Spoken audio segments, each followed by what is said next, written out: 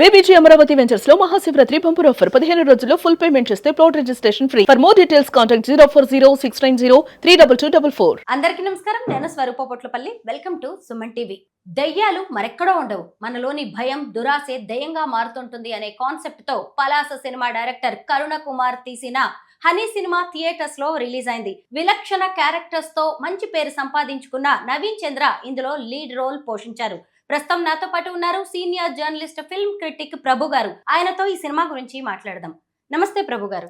Honey cinema story ఏంటో చెప్పండి. Honey అట్లా టైటిల్ కి ఆ సినిమాకు సంబంధం లేదు. నాకు పలాస ఫేమ్ కరుణ్ కుమార్ డైరెక్టర్ గా చాలా మంచి ఇంటెన్స్ డైరెక్టర్ అతను. అయితే ఈ అంత హార్ష్ సినిమా తీసి అంత వైల్డ్ సినిమా, కంటెంటే చాలా వైల్డ్ కంటెంట్, ఇలాంటి దానికి పోయి హనీ అనేటువంటి పేరు పెడతా చిన్న రాంగ్ టైటిల్ ఏమో అనిపించింది నాకు. కానీ కంటెంట్లో డెప్త్ మాత్రం చాలా బాగుంది. చాలా బాగా చేసాడు తను తీసుకున్న డైరెక్టర్. కంటెంట్ ఏంటి, సబ్జెక్ట్ ఏంటి అంటే, ఈ రోజున మనం ప్రపంచం ఎంత ఆధునికంగా ముందుకు వెళ్తుందో, ఎంత మోడర్న్గా మన సొసైటీ అనేటువంటిది డెవలప్ అవుతుందో, అంతకు మించి కూడాను ఈ మూఢనమ్మకాలు, మూఢ విశ్వాసాలు, ఈ జాతకాలు, వీటి మీద జనం తాలూకు మూఢత్వం కూడా పెరిగిపోతుంది. అదే స్థాయిలో పెరిగిపోతుంది.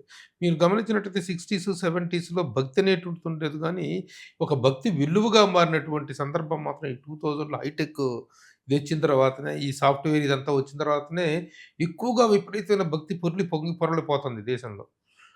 పోతుంది. దానికి తోడు ఇక రకరకాల పూజలు, రకరకాల ఉపాసనలు, రకరకాల క్షుద్ర పూజలు ఇవన్నీ ఎక్కువవుతున్నాయి. ముఖ్యంగా నార్త్‌లో కొన్ని ప్రాంతాల్లో కానీ, కొన్ని ఇంటెన్స్ ఏజెన్సీ ఏరియాల్లో ఈ మూఢనమ్మకాల ప్రభావం ఎంత స్థాయిలో ఉంటుంది. బలివ్వటాలు, చిన్నపిల్లల్ని బలివ్వటాలు, చిన్నపిల్లలతో అకృత్యాలు చేసి, ఆ అకృత్యాల ద్వారా అర్పణ చేస్తే ఏవో కోట్ల రూపాయల నిధులొచ్చేస్తాయి. జాతకాలు మారిపోతాయి, బతుకులు మారిపోతున్నటువంటి మూఢనమ్మకాలతో నార్త్‌లో జరుగుతున్న దురాగతాలంతా ఇంత కదా. అలాంటి ఒక కంటెంట్‌ని తీసుకొని వీటన్నిటిని నేపథ్యంలో ఇలాంటి ఈ మూఢనమ్మకాల నేపథ్యంలో చేసినటువంటి ఒక ఇంటెన్స్ థ్రిల్లర్ డ్రామా. చాలా మంది లైఫ్ లో సక్సెస్ అవ్వలేని వాళ్ళు క్షుద్ర పూజల మీద ఎక్కువగా ఇంట్రెస్ట్ చూపిస్తూ ఉంటారు. ఈ సినిమాలో కూడా అలాంటి కాన్సెప్ట్ ఉన్నట్టుంది. అదే కదా, ఒక మిడిల్ క్లాస్ ఫ్యామిలీ, చక్కగా భార్య స్కూల్ టీచర్ చేస్తుంటారు. నవీన్ చంద్ర చేసే ఆ క్యారెక్టర్, భర్త క్యారెక్టర్. నవీన్ చంద్ర అంటే ఈ ఒక స్లాట్ కంటూ దొరకని ఒక డిఫరెంట్ యాక్టర్. రకరకాల పాత్రలు చేస్తుంటాడు. పాజిటివ్ చేస్తుంటాడు, నెగిటివ్ చేస్తుంటాడు. పాజిటివ్ చేస్తే భలే బాగా చేశాడు అనిపిస్తుంది, హీరోగా చేస్తే భలే బాగా చేశాడు, విలన్గా చేస్తే తన్నాలనిపించుంది. అలాంటి ఒక డిఫరెంట్ ఆర్టిస్ట్ మాత్రమే కనిపించేటువంటి ఒక విలక్షణ నటుడు నవీన్ చంద్ర. తను ఈ క్షుద్ర పూజలకి వీటికి బానిసే, తన శక్తికి తన దీన్ని నమ్ముకోకుండా వీటి మీద నమ్మకంతో భార్య కూతురు ఒక చక్కటి జీవితం, దాన్ని నమ్ముకోకుండా ఈ క్షుద్రలో పడి తన భార్య పిల్లల్ని దాంట్లోకి దించి వాళ్ళనే చిత్రహింసలో పాలు చేసి వాళ్ళనే రకరకాల దుర్మార్గానికి చేసేటువంటి ఒక పాత్ర. ఆ కుటుంబం వీటిని ఈ మూఢనమ్మకాల వల్ల ఎలా నాశనం అయింది, ఏం జరిగింది, చివరికి ఆ తల్లి పడ్డ క్షోభ ఏంటి, ఆ తల్లి ఎలా తను ఆ అదిలో నుంచి బయటపడింది, ఆ పిల్ల ఏమైంది, చిన్న కూతురు అంటే రజస్వల కాని కూతురు పిల్లలతోటి మాత్రమే ఇలాంటి ఈ పూజలు చేయించాలి, ఈ క్షుద్ర పూజలు చేయించాలి.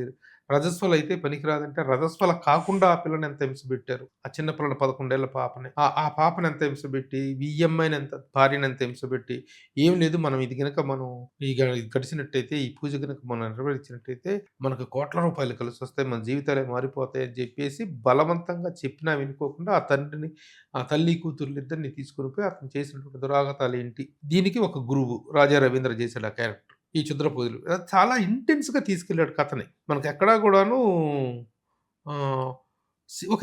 ఒక కంటెంట్ తీసుకుంటే ఆ కంటెంట్ తాలూకు డెప్త్ను ఎక్కడ వేరేగా డైవర్ట్ అవ్వకుండా దాని మీదనే ఫోకస్డ్గా సినిమా చేయగలగాలి. ఏ పాయింట్ తీసుకుంటే పాయింట్, ఇది గొప్ప పాయింట్, ఇంతకుముందు రాని పాయింట్ అని కాదు. కానీ ఏ పాయింట్ అయితే డైరెక్టర్ ఎన్నుకున్నాడో, ఏ కథనైతే చెప్పదలుచుకున్నాడో దాన్ని సీరియస్గా అదే డెప్త్లో చెప్పగలటం. సినిమాలో ఎక్కడ కామెడీలు, ఎంటర్టైన్మెంట్లు, డ్యాన్స్లు, గీన్స్లు ఉండవు, ఫైట్లు గీట్లు ఉండవు. కేవలం వీటి తాలూకు ఆ హింస, దాని తాలూకు ఆడు పెట్టేటువంటి ఆ వైలెన్స్, ఇది మాత్రం హైలైట్ అవుతుంది. దాంట్లో ఇంకొక క్యారెక్టర్ దివి చేసింది, మన బిగ్ బాస్ ఫేమ్ దివి. దీని ఓన్లీ 4 or 5 క్యారెక్టర్స్ మధ్యలో ఒక ఇంట్లో ఇక్కడ కూడా అభినందించాల్సిందంటే ఒక కాంపాక్ట్ బడ్జెట్‌లో ఒక ఇంట్లో వెరీ ఎక్కువగా దీనికి వెళ్ళకుండా, ఓవర్ బడ్జెట్‌కి వెళ్ళకుండా, ఒక సినిమాలు తీయగానే, ఇలాంటి సినిమాలు అనగానే బడ్జెట్ విపరీతంగా ఖర్చు పెట్టేసి అలా కాకుండా straight away to the point. That is where we have to appreciate the director Karun Kumar. బాబోయ్! మీరు చెప్తుంటేనే నిజంగా భయంగా అనిపిస్తోంది. ఈ సినిమాని థియేటర్స్ లో చూస్తే ఇంకెలా ఉంటుందో.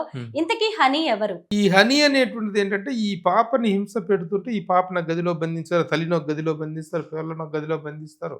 అక్కడ నుంచి వచ్చేటువంటి ఒక ఇల్యూజన్ ఆఫ్ దట్ ఈ ఒరిజినల్ పాప తాలూకు ఇల్యూజన్ అది. It's not a original character. ఒక పిల్లి రూపంలో ఇది. ఇంకోటి మెయిన్ ఏంటంటే, అసలు ఈ కథ మొత్తానికి బ్యాక్ డ్రాప్ ఏంటంటే, ఒక పిల్లి మాయ.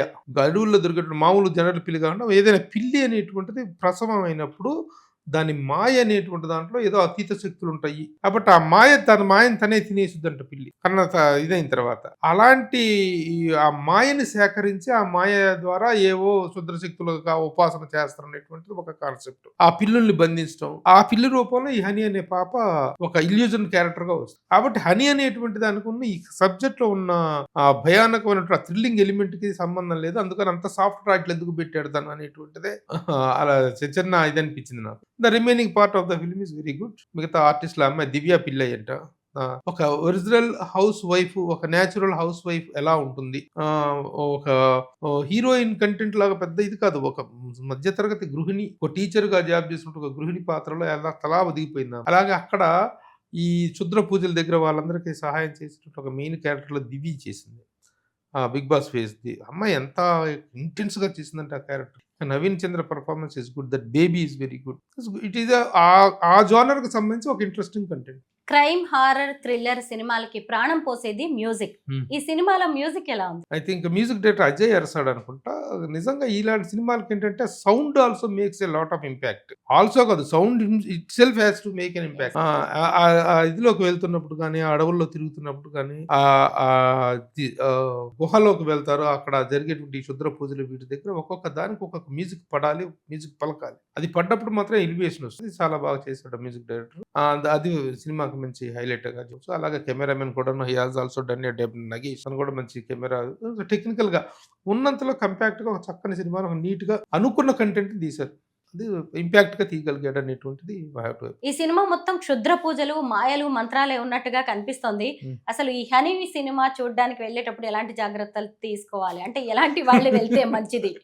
జాగ్రత్తలు తీసుకునేదే ఉంది కానీ ఒక సినిమాకి ఒక జోనర్ మీద ఒక ఇంట్రెస్ట్ ఉంటుంది. ఈ రోజు ముఖ్యంగా ఇలాంటి సినిమాలు థియేటర్కల్ గా ఎంత బాగా ఉంటున్నాయో ఇది చేస్తాయో ఓటీటీలో కూడా అంత ఇది క్రియేట్ చేస్తాం. అది ఏముంది, ఒక సినిమాని థ్రిల్ గా ఫ్రెండ్స్ తో వెళ్ళి చూడదలుచుకున్నప్పుడు వెళ్ళి చూడటం, పిల్లలతో వెళ్ళటం కంటే కూడా పిల్లలతో కూడా చూడతగ్గదే ఇది. ఎందుకంటే ఇలాంటి సిచ్యువేషన్స్ ఒక్కవేళ ఎదురైతే హౌ టు ఫేస్ సిచ్యువేషన్స్ అనేటువంటిది. సినిమాలో ఎలాంటి అబ్సీన్ దృశ్యాలు కానీ ఇవి కానీ ఏమి ఉండవు, ఎక్కువగా అదే ఉండదు. You can go with. అయితే పిల్లలు ఎందుకు భయపడతారు అనుకుంటే అవసరం లేదనుకుంటే ఇట్స్ ఆల్ క్లాస్ ఫిలిం అని చెప్పుకోవచ్చు. థ్రిల్లింగ్ ఎలిమెంట్ ని ఇష్టపడే, థ్రిల్లర్ జోనర్ ని ఇష్టపడేటువంటి వాళ్ళకి it's one time watch movie. ఇవాళ మీరు రివ్యూ ఇచ్చిన యుఫోరియా సినిమా కావచ్చు, హనీ, ఈ రెండు కూడా మన చుట్టూ ఏం జరుగుతుంది అని ప్రతిబింబించడానికి తీసిన సినిమాల్లానే అనిపిస్తున్నాయి.